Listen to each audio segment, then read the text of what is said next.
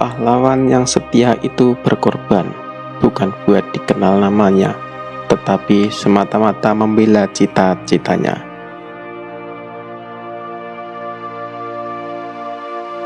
Aku rela dipenjara asalkan bersama buku, karena dengan buku aku bebas.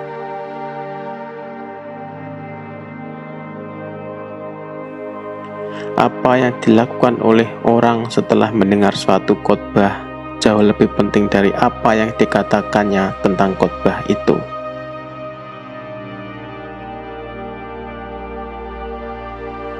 Hari siang bukan karena ayam berkokok, akan tetapi ayam berkokok karena hari mulai siang.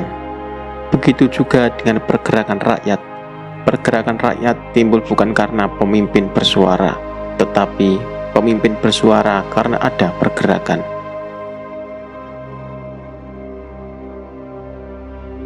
Hamba-hamba Allah penghuni surgawi harus menggunakan bahasa yang halus dan sopan.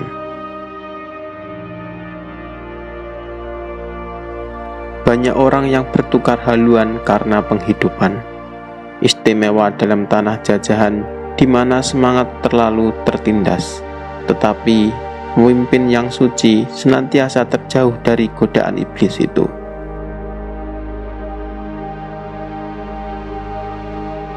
Biarlah pengalaman masa lalu kita menjadi tonggak petunjuk dan bukan tonggak yang membelenggu kita.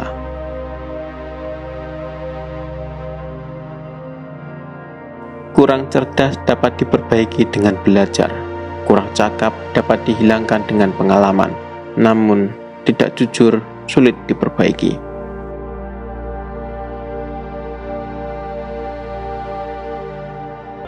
Kematian adalah yang terakhir dalam waktu, tetapi sekaligus yang awal dari kekalahan.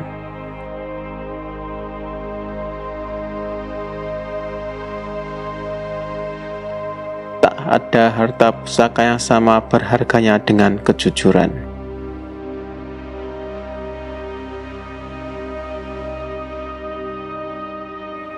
Perjuanganku melawan penjajah lebih mudah, tidak seperti kalian nanti.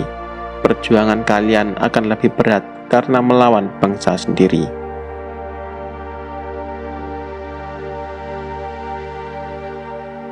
Maka, dengan tercapainya penyerahan kedaulatan, perjuangan belum selesai.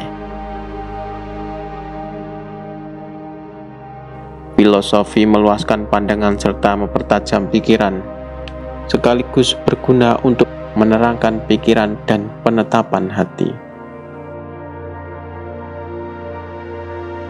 Malahan, kita berada pada permulaan perjuangan yang jauh lebih berat dan lebih mulia, yaitu perjuangan untuk mencapai kemerdekaan daripada segala macam penindasan. Buku jadi salah satu sumber energi dan kebebasan bagi mereka yang haus akan ilmu pengetahuan. Anak muda boleh pandai berretorika, tapi juga harus sadar untuk mewujudkan kemakmuran dan kesejahteraan rakyat yang menjadi cita-cita. Agar persatuan dan kepedulian tak makin pudar, teruslah menjunjung tinggi sila ketiga Pancasila, Persatuan Indonesia. Kita boleh merdeka secara fisik, tapi kita masih perlu usaha keras buat mewujudkan manusia bermental baja guna meraih cita-cita bangsa.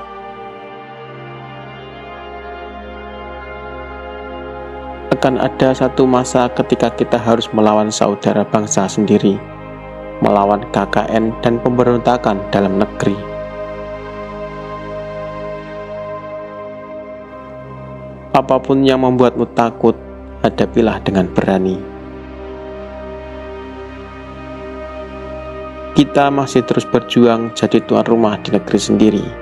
Tanyakan pada diri, apa yang sudah saya berikan untuk bangsa ini?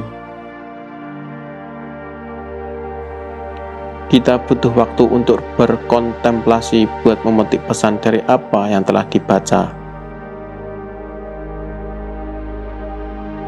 Tindakan jauh lebih penting daripada kata-kata.